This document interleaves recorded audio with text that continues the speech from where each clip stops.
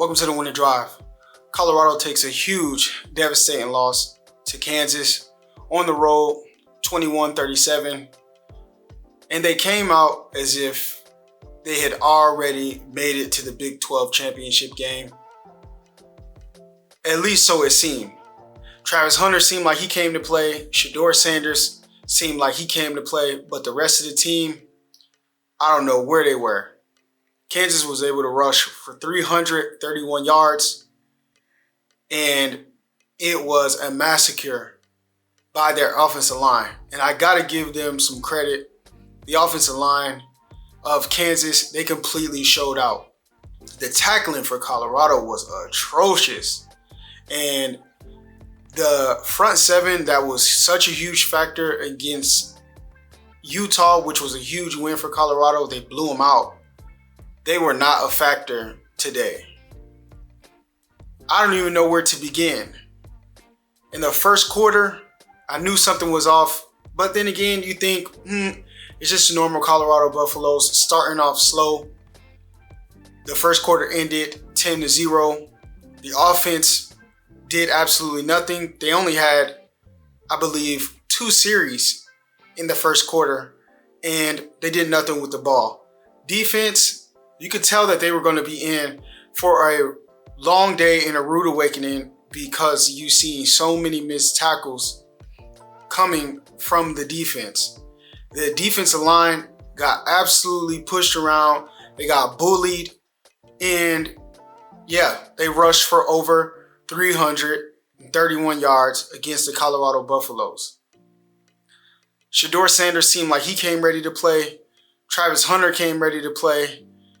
The rest of the team, I don't know what happened. Will Shepherd, I believe he had 1 catch. Draylon Miller, the true freshman, he did score a touchdown. LaJohntay Wester was not a factor in this game at all. And they looked like they were just in shambles. Not only did they get outplayed, they got outcoached. And they showed up to a very, very hostile environment, that being Arrowhead in Kansas, where the Kansas City Chiefs, the defending Super Bowl champions, go to play. And it wasn't completely sold out game, but the stadium was rocking throughout the whole entire game. And it seemed as though Colorado picked it up a little bit on the offensive side of the ball during the second half, where they scored 14 points. But it gave us a little sigh of relief, but it just wasn't enough. Shedeur Sanders in the offense, they didn't get the ball enough because Kansas ran the ball down the Colorado Buffaloes' throat. And it was tough to watch as a fan because we knew how much was riding on this game. We knew that this was an opportunity for the Colorado Buffaloes to go to the Big 12 championship game. And now with them being a 3-loss team and being 6-2 in the Big 12, we all know that that's probably not going to happen for them.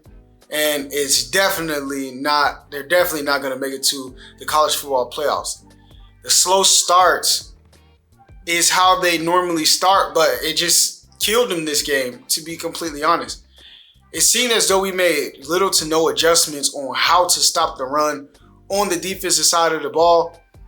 Like, we weren't running any stunts, and then you just seen so much ankle biting.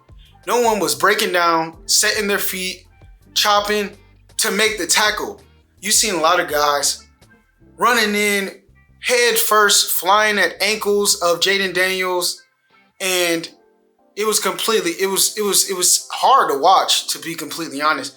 And I know Coach Rob Livingston, that's not the way that he teaches these guys to play coming from the NFL. You know that he teaches them to break down and tackle. But again, it was like we wanted the game given to us. Like, we just thought that as long as we showed up, we won the game and it was over because Kansas doesn't have a winning record. They suck. Well, guess what? Kansas just made history, being the only unranked team in FBS history to knock off 3 ranked opponents in a row. So shout out to Kansas. They played an outstanding game. And now it looks as though Colorado will go into next week, play Oklahoma State, the last game of the season, and they'll be looking forward to a bowl game. But this right here, this is going to definitely fuel the haters. You're gonna see a lot of people. They probably gonna come in the comments on this video.